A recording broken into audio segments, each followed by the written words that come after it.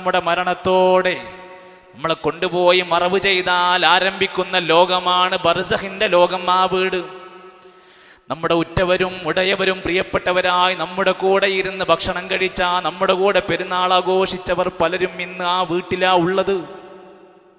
ആലോചിക്കണം, നമ്മൾ ഇന്ന് മരിച്ചവർ തൊട്ടടുത്ത സെക്കൻഡിൽ അവിടെയാണ്, ഇന്നലെ മരിച്ചവർ ആ വീട്ടിലാണ്. കഴിഞ്ഞ ആഴ്ചകളിൽ കഴിഞ്ഞ ദിവസങ്ങളിൽ നമ്മുടെ ഈ പള്ളിയിൽ ഒരുമിച്ചിരുന്ന് നമസ്കരിക്കാൻ വന്ന ജുമാക്ക് വന്ന ഷാജി സാഹിബ്, അബ്ദുറഹ്മാൻ സാഹിബൊക്കെ ഇന്ന് ആ ബർസഖിന്റെ ലോകത്തേക്ക് യാത്ര പോയി. തൊട്ടടുത്ത ദിവസങ്ങളിൽ അല്ലാഹു മഗ്ഫിറത്ത് നൽകുമാറാകട്ടെ. സഹോദരങ്ങളെ, ആലോചിക്കുക, ഈ വീടിനെ കുറിച്ച് നമ്മൾ എപ്പോഴെങ്കിലും സ്വപ്നം കണ്ടിട്ടുണ്ടോ? അതിനുവേണ്ടി എന്തെങ്കിലും പണി തുടങ്ങിയിട്ടുണ്ടോ? അതിനു വേണ്ടിയിട്ട് ആരോടെങ്കിലും അറിയേണ്ട പോലെ ചെന്ന് ചോദിച്ചിട്ടുണ്ടോ? അവിടുത്തെ വിജയത്തിന് വേണ്ടി വല്ലതും ആലോചിച്ചിട്ടുണ്ടോ? അള്ളാന്റെ ഖുർആനാ പറയണത്, വമിൻ വറാഇഹിം ബർസഖുൻ ഇലാ യൗമി യുബ്അസൂൻ. ഉയർത്തെഴുന്നേൽപ്പ് നാൾ വരേക്കും അവരുടെ പിന്നിലുള്ള ജീവിതം ബർസഖിന്റെ ജീവിതമാണ്. ഖബർ മുതൽ പരലോകം വരെ അവൻ അനുഭവിക്കുന്ന ലോകം. സഹോദരങ്ങളെ, ചിന്തിക്കുക, ആദം നബി അലൈഹിസ്സലാത്തു വസ്സലാം മരണപ്പെട്ട് ബർസഖിന്റെ ലോകത്ത് അനുഭവിക്കാൻ തുടങ്ങി. എത്ര വർഷങ്ങൾ, നൂറ്റാണ്ട് കഴിഞ്ഞുപോയി, ഇപ്പോഴും ബർസഖിലാണ്. ഇബ്രാഹിം നബി അലൈഹിസ്സലാത്തു വസ്സലാമിന്റെ ബർസഖിന്റെ കാലം ആരംഭിച്ചു, 4000 വർഷങ്ങൾ കഴിഞ്ഞുപോയി. റസൂലുൽ കരീം സല്ലല്ലാഹു അലൈഹി വസല്ലമിന്റെ ബർസഖിന്റെ ജീവിതം ആരംഭിച്ചു 1400 കൊല്ലം കഴിഞ്ഞുപോയി, ഇപ്പോഴും തീർന്നിട്ടില്ല. നമ്മൾ ഓരോരുത്തരും ആ ബർസഖിന്റെ വീട്ടിലേക്ക് എത്തിക്കഴിഞ്ഞാൽ എത്ര കൊല്ലങ്ങൾ കിടക്കേണ്ടി വരും എന്നറിയില്ല. എന്നാൽ അതുണ്ട്.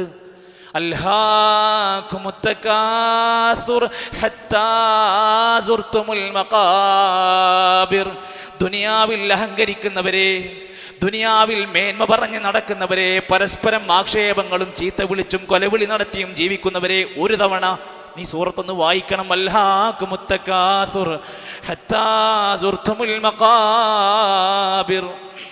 നിന്റെ പൊങ്ങച്ചവും പെരുമയൊക്കെ നിങ്ങളങ്ങനെ അശ്രദ്ധരാക്കുക. നിങ്ങളൊക്കെ കബറിടം സന്ദർശിക്കുന്നത് വരെ ഉള്ളു കേട്ടോ. അബ്ദുറഹ്മാൻ നാസിർ സഅദ് റഹ്മത്തുള്ളാഹി അലൈഹി ആയത്ത് വിശദീകരിച്ചപ്പോൾ പറയാണ്, അന്നൽ ബർസഖ ദാറു മഖ്സൂദും മിൻഹാ അൻനുഫൂദു ഇലാ ദാരിൽ ബാഖിയ. ഈ ബർസഖ് എന്ന് പറഞ്ഞാൽ പരലോകത്തേക്കുള്ള അവന്റെ പ്രവേശന കവാടമാണ്. അന്നല്ലാഹ സമ്മാഹും സായിരീൻ. അല്ലാഹു മനുഷ്യന്മാരെ വിളിച്ചിരിക്കുന്നത് സായിരീങ്ങൾ എന്നാണ്. സായിർ എന്ന് പറഞ്ഞ സന്ദർശകർ, വിസിറ്റേഴ്സ് എന്നാണ് അർത്ഥം. നമ്മളൊക്കെ ഈ ദുനിയാവിൽ സായിരീങ്ങളാണ്. വലം യസ്മഉ ലം യസ്മഉഹും മുഖീമീൻ. സ്ഥിരതാമസക്കാർ എന്ന് ഒരിടത്തും അല്ലാഹു വിളിച്ചിട്ടില്ല. വെറും കേവല സന്ദർശകർ എന്നെ വിളിച്ചിട്ടുള്ളൂ ദുനിയാവിൽ. എന്നാൽ ബർസഖിന്റെ ലോകത്ത് നമ്മുടെ വീട്ടിലേക്ക് നമ്മളെ മാറ്റാൻ പോവാണ്. മരണത്തോടെ മാറ്റാൻ തുടങ്ങുക. ഒരു വീട്ടിൽ നിന്ന് അടുത്ത വീട്ടിലേക്ക് മാറ്റുക. വെള്ളം ഇങ്ങനെ പൊങ്ങി വന്നിട്ട് വീട്ടിൽ കുടുങ്ങിക്കിടക്കുന്ന ആളുകളോട് നിങ്ങൾ ഒന്നുകൂടെ സുരക്ഷിതമായ ദുരിതാശ്വാസ ക്യാമ്പിലേക്ക് മാറണമെന്ന് പറഞ്ഞാൽ അവർക്ക് എന്തുമാത്രം പ്രയാസം ഉണ്ടാകും. ഈ ദുനിയാവിൻ്റെ കുടുംബത്തിൻ്റെ നാട്ടുകാരുടെ സ്നേഹിതന്മാരുടെ പ്രിയപ്പെട്ടവരുടെ ഇടയിൽ നിന്ന് അവനെ ബർസഖിന്റെ വീട്ടിലേക്ക് മാറ്റാൻ പോകും ഒരു പ്രയാസമുണ്ട്. ഹത്താ ഇദാ ജാഅഹദുഹുൽ മൗത്ത്. അങ്ങനെ മരണം അവന് വന്നെത്തിക്കഴിഞ്ഞാൽ ഖാല റബ്ബിർജിഊൻ. പുതിയ വീട് എനിക്ക് വേണ്ട, എന്നെ ഈ പഴയതിലേക്കൊന്ന് മടക്കി തരുമോ? ലഅല്ലി അഅമലു സാലിഹൻ ഫീമാ തറക്തു. ഞാൻ ഒഴിവാക്കിയ എല്ലാ നല്ല കാര്യങ്ങളും ഇനി മുതൽ ഞാൻ ചെയ്തോളാം. അവൻ പലപ്പോഴും പറഞ്ഞുകൊണ്ടിരിക്കും, മലമുറയിട്ടുകൊണ്ടിരിക്കും, കല്ലാ, വേണ്ട, ഇനി വർത്തമാനം പറഞ്ഞിട്ട് കാര്യമില്ല. ഇന്നഹാ കലിമത്തുൻ ഹുവ ഖായിലുഹാ. അതൊക്കെ അവൻ പറയുന്ന വാക്കുകൾ മാത്രമാണ്, അതൊന്നും പരിഹാരമല്ല. എൻ്റെ സുഹൃത്തുക്കളെ, ആ ബർസഖിന്റെ ലോകം ആരംഭിച്ച ഖബറിലേക്ക് അവനെ ഇറക്കി വെച്ച് കഴിഞ്ഞാൽ അവിടെ രക്ഷയുടെ ശിക്ഷയുടെ ലോകമുണ്ടെന്ന് വിശ്വസിക്കാൻ നിങ്ങൾക്ക് പ്രയാസമുണ്ടോ? റസൂലുള്ളാഹി സ്വല്ലല്ലാഹു അലൈഹി വസല്ലം യതഅവ്വദു മിൻ അദാബിൽ ഖബരി. ഖബറിന്റെ അദാബുകളിൽ നിന്ന് അല്ലാഹുവോട് കാവൽ ചോദിക്കാറുണ്ടായിരുന്നു. ആ ഖബറിനകത്തേക്ക് ഇറക്കി വെച്ചാൽ ശിക്ഷകളുണ്ട് എന്നതിൻ്റെ തെളിവാണത്. ആ ഖബറിനകത്ത് മനുഷ്യരെ കൊണ്ടുപോയി വെച്ച് കഴിഞ്ഞാൽ അവർക്ക് ശിക്ഷയുണ്ടെന്ന് മാത്രമല്ല, നബി തങ്ങൾ പറഞ്ഞു, ഒരുങ്ങണം നിങ്ങൾ ആ ജീവിതത്തിനു വേണ്ടിയിട്ട്. നബി തങ്ങൾ കരഞ്ഞുകൊണ്ട് ഖബറിന്റെ അടുത്തിരുന്ന് പറഞ്ഞു, യാ ഇഖ്വാനി, എൻ്റെ സഹോദരങ്ങളെ, ലിമിസ്ലി ഹാദാ ഫഅഇദു, നിങ്ങളെല്ലാവരും ഈ ഒരു വീടിനു വേണ്ടി ഒരുങ്ങണം, തയ്യാറാകണം. എന്റെ കാരണം അവിടെ കൊണ്ടുപോയി മറവ് ചെയ്ത് നമ്മൾ തിരിച്ചു പോരുമ്പോൾ അറിയണം, ആ ഖബറിന്റെ ഉള്ളിൽ വിശക്തമായ വിചാരണ നടക്കുന്നുണ്ട്. ചോദ്യം ചെയ്യാൻ തുടങ്ങുകയാണ്. മഹാനായ സഅദ് റളിയല്ലാഹു അൻഹു ഉദ്ധരിക്കുന്ന ഒരു ഹദീസിൽ കാണാൻ സാധിക്കും, ഒരു ജനാസയെ കൊണ്ടുപോയി ഖബറിലേക്ക് ഇറക്കി വെച്ച് കഴിഞ്ഞാൽ യുഖഅദുൽ മുഅ്മിനു ഫീ ഖബരിഹി, അവന്റെ ഖബറിൽ അവനെ എഴുന്നേൽപ്പിച്ച് ഇരുത്തും. ഫയുഖാൽ, എന്നിട്ട് മലക്കുകൾ അവനോട് ചോദിക്കും, മൻ റബ്ബുക, നിന്റെ റബ്ബാരാണ്? മുഅ്മിനായ ആ ജീവിതം ദുനിയാവിൽ നയിച്ച ആളാണെങ്കിൽ ഫയഖൂൽ, അവൻ പറയുമത്രേ, അല്ലാഹ്, എൻ്റെ റബ്ബ് അല്ലാഹയാണ്. ഫയുഖാൽ, വീണ്ടും ചോദിക്കും, ആ ദീനുക, നിന്റെ ദീൻ ഏതാണ്, നിന്റെ മതം ഏതാണ്? ഫയഖൂലു അൽ ഇസ്ലാം, ഇസ്ലാമാണ് എൻ്റെ മതം. ഫയുഖാലു മൻ നബിയുക, ആരാ നിന്റെ നബി എന്ന് ചോദിക്കുന്നു. ഫയഖൂലു മുഹമ്മദുൻ സല്ലല്ലാഹു അലൈഹി വസല്ലം, ഇങ്ങനെ പേരൊക്കെ ഇങ്ങനെ പറയും.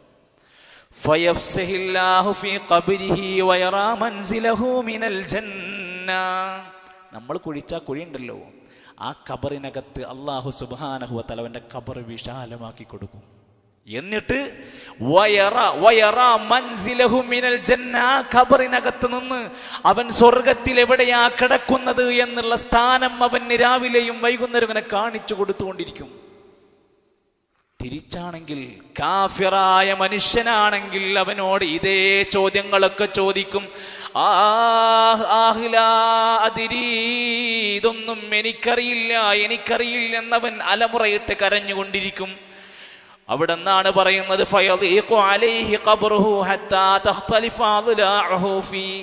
അവന്റെ വാരിയെല്ലുകൾ പൊട്ടിപ്പിളരാൻ മാത്രമുള്ള ശക്തമായ കുടുസത അവൻ അനുഭവിക്കും. എന്നിട്ട് നരകത്തിൽ അവൻ കിടക്കുന്ന സ്ഥാനം അവൻക്ക് ഇങ്ങനെ കാണിച്ചു കൊടുക്കും. ശക്തമായ പ്രഹരമാകുന്ന അടി അവനെ അടിച്ചുകൊണ്ടിരിക്കും. ഭൂമിയിലെ മനുഷ്യരും ജിന്നുവർഗമില്ലാത്തവർക്ക് ആ ശബ്ദം വരെ കേട്ടുകൊണ്ടിരിക്കും. എൻ്റെ പ്രിയപ്പെട്ട സഹോദരങ്ങളെ, ഈ ഖബറിനകത്ത് നമ്മൾ രക്ഷപ്പെടണമെങ്കിൽ ഈ ചോദ്യങ്ങൾക്ക് ഉത്തരം കാണാൻ നമുക്ക് ദുനിയാവ് കൊണ്ട് സാധ്യമാകേണ്ടതുണ്ട്. ഇതൊരിക്കലും കാണാതെ പഠിച്ച് പറയാൻ പറ്റുന്ന ഉത്തരങ്ങളല്ല. ആലോചിച്ച് നോക്കി, നമ്മുടെ നാട്ടിലെ ഒരു സിസ്റ്റം എന്ന് ആലോചിച്ച് നോക്കിയാൽ മതി.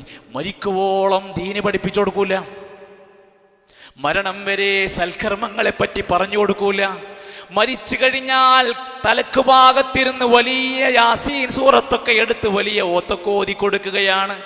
എന്താ പറഞ്ഞുകൊണ്ടിരിക്കുന്നത്? വനുഫിഖ ഫിസ്സൂർ ഫഇദാഹും മിനൽ അജ്ദാഥി ഇലാ റബ്ബിഹിം യൻസിലൂൻ. കാഹളത്തിൽ ഊതും, അന്ന് എല്ലാവരും പരലോകത്ത് വരപ്പെടുന്നൊക്കെ. മരിക്കുന്നതിന് മുമ്പ് യാസീൻ സൂറത്ത് പഠിപ്പിച്ചു കൊടുക്കാൻ സന്നദ്ധരായോ? ആലോചിച്ചു നിങ്ങൾ, മരണത്തിന് ശേഷമാണ് നമ്മുടെ വലിയ ഉപദേശങ്ങൾ അയാൾക്ക് നമ്മൾ കൊടുത്തുകൊണ്ടിരിക്കുന്നത്.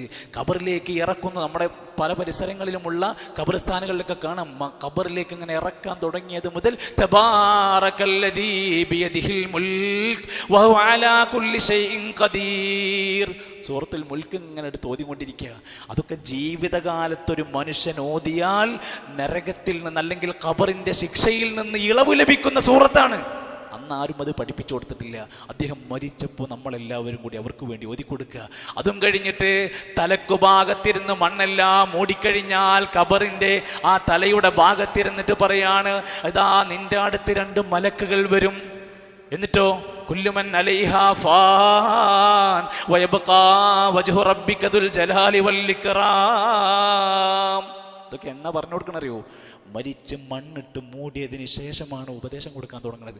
പ്രിയപ്പെട്ടവരെ, നമ്മുടെ നാട്ടിലെ ഉസ്താദിനോട് പോയിട്ട് നിങ്ങൾ പറയണം, നിങ്ങൾക്ക് എന്തെങ്കിലും ഉപദേശം തരാണ്ടെങ്കിൽ ഞാൻ മരിക്കണതിന് മുമ്പ് തരണം. പറയാൻ കഴിയണം. നമ്മൾ എന്തിന് ചെലവിന് കൊടുക്കണം, നമ്മൾ എന്തിന് പരസ്യം കൊടുക്കണം, നമ്മൾ എന്തിന് ഭക്ഷണം കൊടുക്കണം. എന്നോട് എന്തെങ്കിലും ദീനിന്റെ ഉപദേശങ്ങൾ നൽകാനുണ്ടെങ്കിൽ ഞാൻ മരിക്കണതിന്റെ മുമ്പ് എന്നെ പഠിപ്പിച്ചു തരൂ. പ്രിയപ്പെട്ട കുടുംബങ്ങളോട് പറയണം, ഞാൻ മരണപ്പെട്ടതിന് ശേഷമല്ല നിങ്ങൾ എനിക്ക് ഉപദേശം തരേണ്ടത്. ഞാൻ ജീവിച്ചിരിക്കുന്ന കാലത്ത് നിങ്ങൾ എനിക്ക് ദീന് പഠിപ്പിച്ചു തരണം, ഉപദേശം നൽകണം.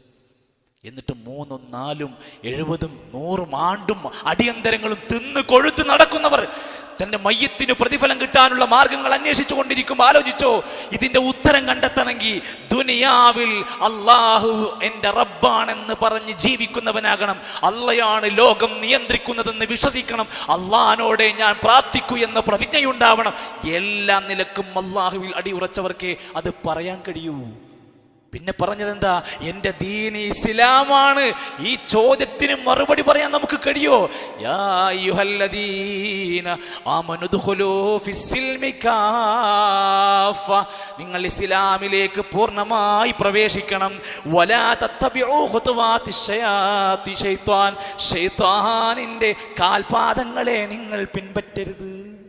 പിശാച് പല വഴികൾ നിങ്ങൾക്ക് തരും, ഇസ്ലാമല്ലാത്ത പല മാർഗങ്ങൾ തരും. നിങ്ങൾ അതിലേക്ക് കയറരുത്. ഇസ്ലാമിനകത്തു ജീവിക്കുന്നവർ പോലും ശ്രദ്ധിക്കണം, ചിലത് മാത്രം അംഗീകരിച്ചാൽ പോരാ.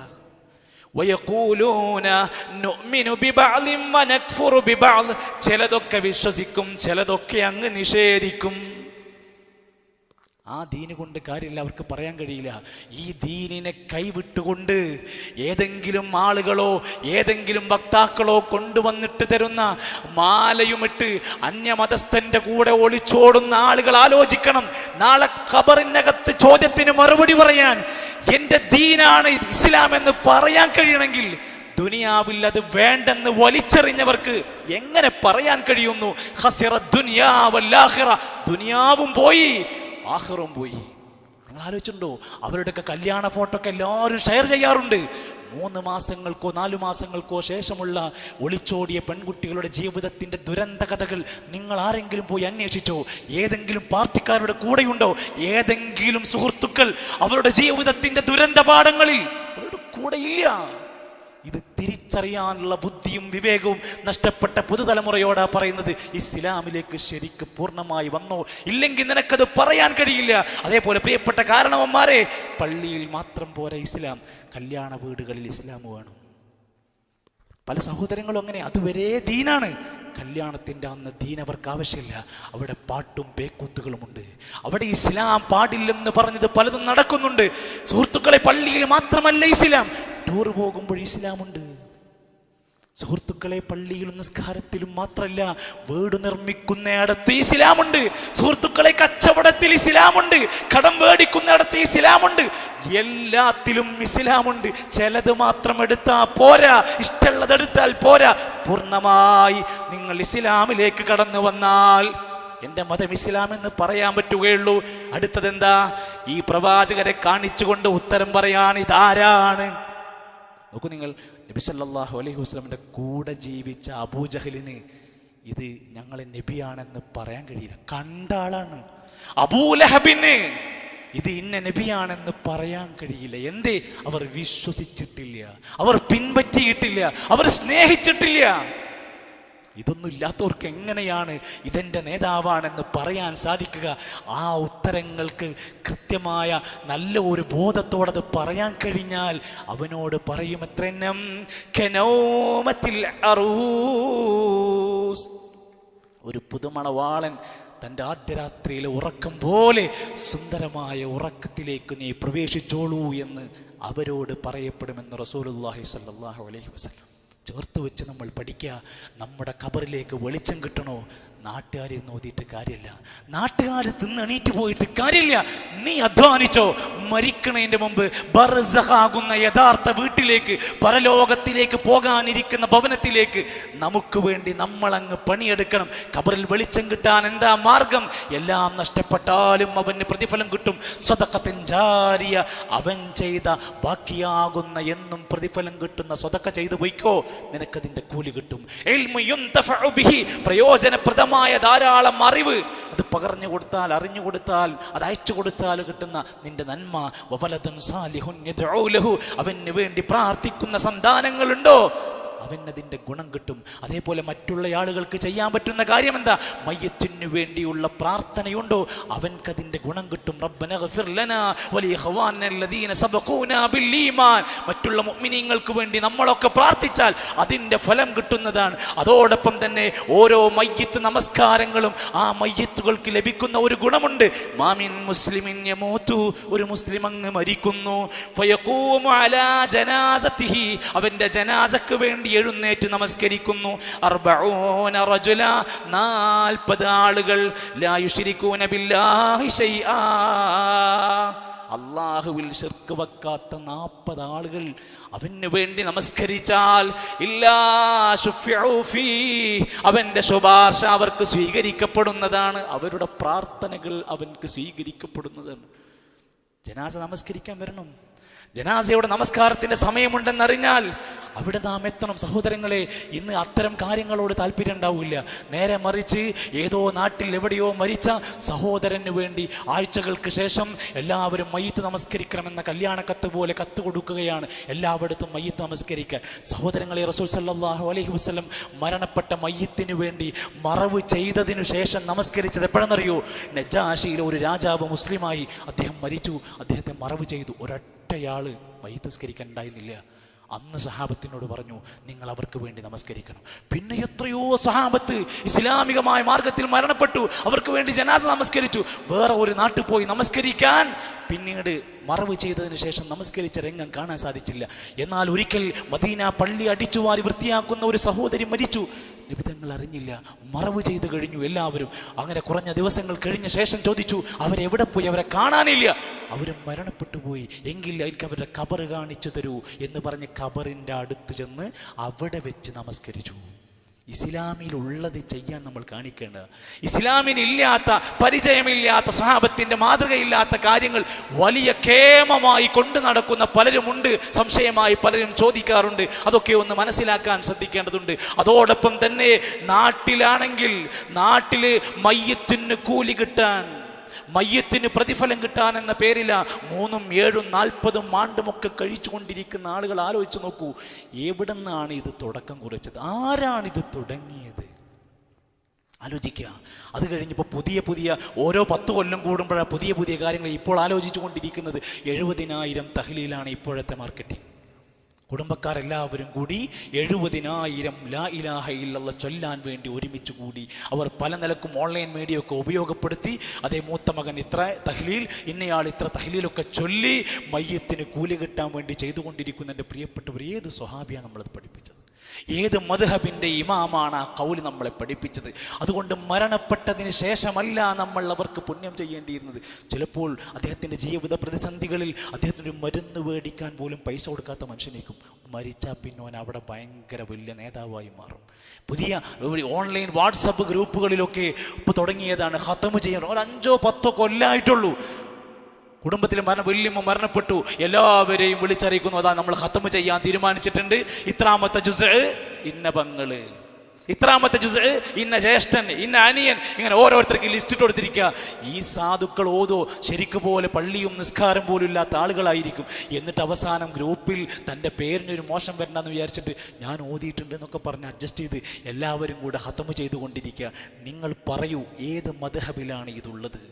ഏത് ഇസ്ലാമിൻ്റെ സ്വഹാബിയാണ് ഈ മാർഗം നമ്മെ പഠിപ്പിച്ചത്?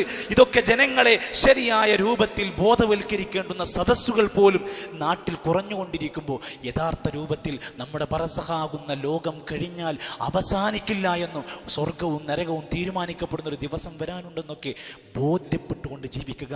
അള്ളാഹു നമ്മെ എല്ലാം അവൻ്റെ ഏറ്റവും നല്ല വിജയികളിൽ ഉൾപ്പെടുത്തി അനുഗ്രഹിക്കുമാറാകട്ടെ.